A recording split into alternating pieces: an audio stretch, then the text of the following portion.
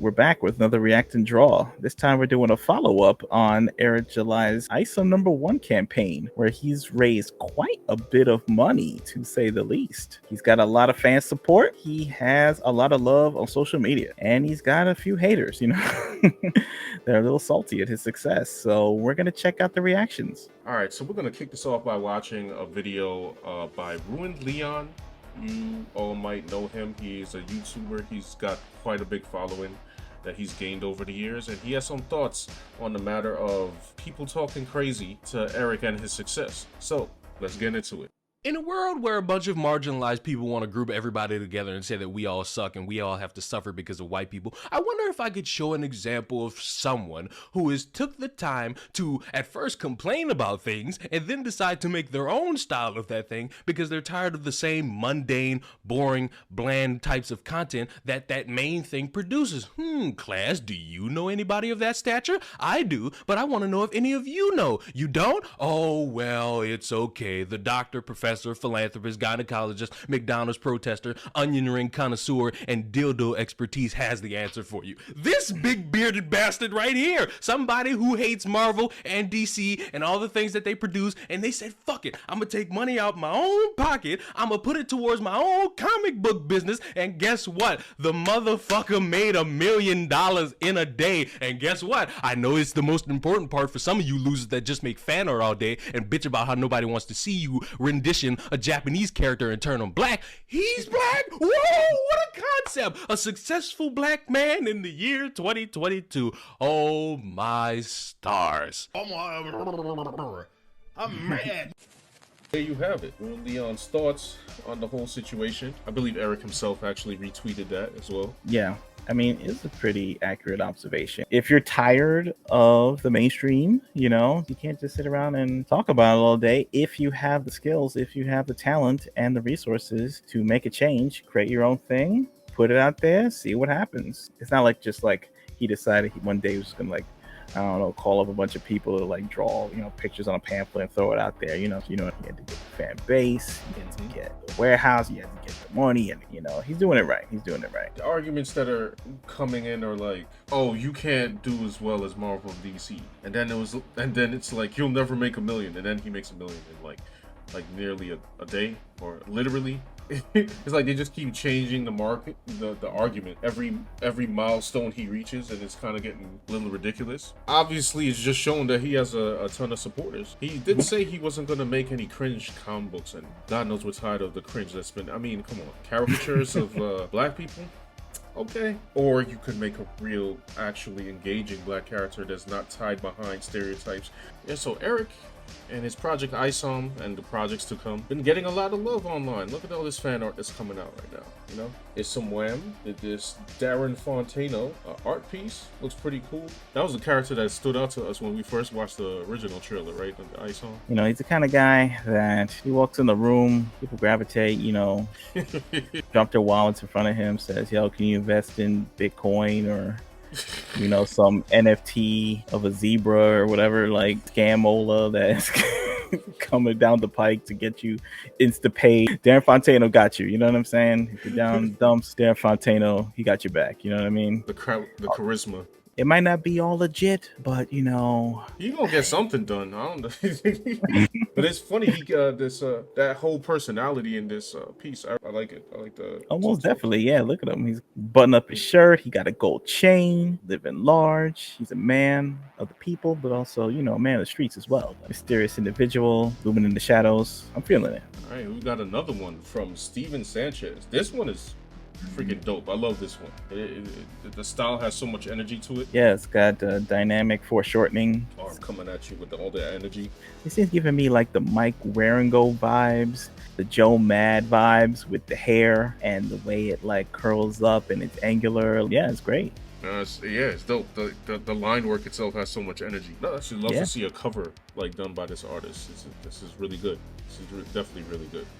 All right, this one right here, I'm gonna say that this one is my favorite. It says, what if Miles Morales was ISOM?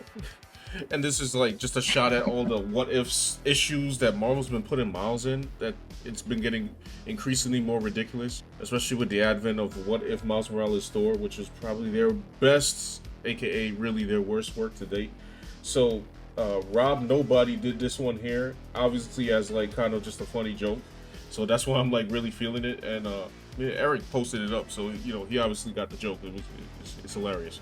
All right, here we got Stephen Wayne. This reminds me of like Invincible style. It makes me think it's gonna be like an animated series. That's why I really like it. This one is freaking dope. Guys are really going for some pro level artwork for the Ripper Man. So Definitely. this is like should be in the art book.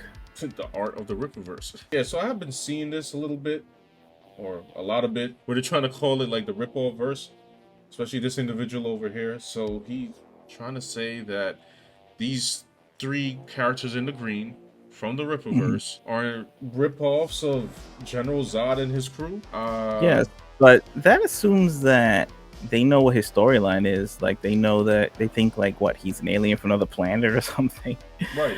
And then they have the same powers as he does and gonna fight him specifically. Like we don't even know who these people are. Like they could work for the military. I mean, they're dressed in green. Maybe they're like commissioned by the government to do stuff. They just basically took like 3 villains and just posted next to 3 characters of Eric's and just said, look, 3 people. It's 2 men and a woman. Yeah, I love how like strategically it's placed too. It's like the woman's on the right and Eric's character's on the right. So it's like, you know, it's supposed to like make your brain go like, oh snap, I really cracked the case on this one, you know, like Fox Mulder type shit, you know, like I don't even know if these 3 characters in the green are even antagonists or the true antagonists of the story. We don't, like you said, we don't know anything yet. So I don't know. It was a funny comparison. All right, y'all, it is time for Rippaverse sketch number 2.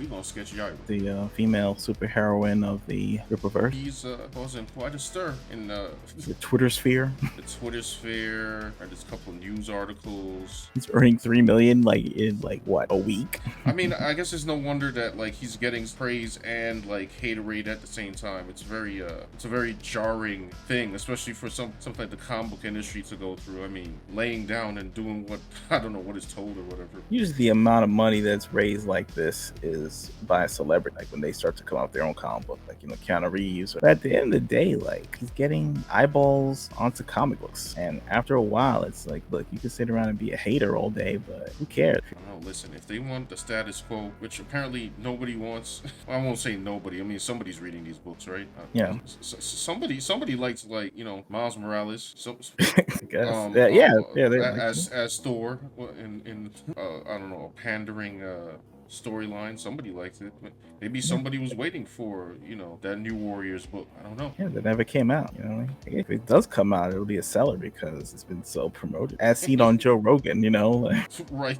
I don't know, for the right reasons, but you know, does it really matter? I mean, they have movies like, you know, Troll 2 and The Room that were originally conceived as sincere projects by the director, and then when they found out they had a, you know, comedic response by people, you know, they quickly switched gears and said, I always meant to make it as a comedy. Marvel could do the same thing and make some big bucks. The funny part about all of this, though, is that a lot of times these books will come out and I'll see tweets that will literally say, like, it'll be like a character that, like, you know, nobody's really feeling, or some, like, swapped character like they do all the time.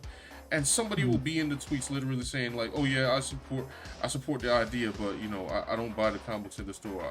I read it for free online. I'm like, so you're illegally going out of your way. Comics are like a physical thing. It's actually a thing you read and pick up. Right. It's not like a feeling or an idea. Like, I know like a lot of people are used to that. Like they go to Comic-Con and there's no comics at Comic-Con. Right. Where it's just about the new movie or the next, you know, Lifetime film. Like they'll basically hawking anything and everything at those things except for comics. You know, whether it's a blockbuster movie or a bunch of tchotchkes or bootleg DVDs, and that's sad. And at least this, you know, with the fan base, you know, he could probably, you know, get a booth and actually attract people, because right, it's not like this was based off of like some existing property either. It's an original property that's getting a lot of attention right now. So The funniest criticism I've seen from actually other black people or POCs, whatever they want to call it. It's like, oh well, I know we're looking for like representation, but this is not the representation we want. To like, what representation were you looking for? Like, what? It's original character. They're not swapped. This is all people really wanted, and we know people wanted that because the characters that Marvel and DC swap out or do lazy like remixes of, like, nobody really. If that was the case, why are they flying off the shelves? yeah, I mean, they tried it their way. Like, they put the politics in the books, and and then they have their army, yell at you if you don't like it. They have their cult marketing tactics that they employ. Right. And why not be happy with that and just leave, Rippa alone? Like, so he got his 3 mil, like, just leave him be. Like, like, why do you care? Why is that just a threat to this, to their, I don't know, minds and status quo? You know what I mean? Because it doesn't make sense. No, it doesn't. So it's like It's they like- can write all the articles and make all the lives and YouTube videos and complain, but I'm like, Yeah, I don't think there's any shortage of entertainment that's going to cater to you. You know what I mean? Like, the corporations are pretty much on board with right. the politics of the moment. So if you have if you have a black creator who decides to make a apolitical comic book, what does that matter? Why does he have to, like, I don't know, be some kind of form of edutainment so he could be down with, they say, that minorities are supposed to do when they make entertainment? Like, why does he have to do that? You want people to fall in line. You don't think like me, so why are you doing this? When you have something that, like, kind of shatters that paradigm, people are gonna freak out. They're mad about the person thinking for themselves. Well, I guess they think that it's a sellout move or something. Y'all standing up for big corporations that are out here using us as stereotypes for virtue signal points. Explain to me what a sellout is one more time. Like, And they're still going to keep putting out the content that they want to read or they claim that they read. So what do they care? If your conditions to be happy are that everybody has to agree with me, you're never going to be happy. Okay. I think you're pretty well catered to. I know people used to hate the corporations. Now we love them. It's corporation time. I didn't know. Sorry. I missed the memo. I ain't get that one. A little confused. All right, y'all. This is I know this is another rough one. I did incidentally do a full color version of ISOM. Just recently posted up. But yeah, maybe if I have some time in between my commissions and all that, I will actually finish this one up. Yeah, this has been another React and Draw / Rippaverse update. All right, y'all. Until the next time, peace out. Peace. Thanks for watching. If you liked the video, be sure to like and subscribe. Click on the links in the description to see our comics and art. We'll see you on the next one.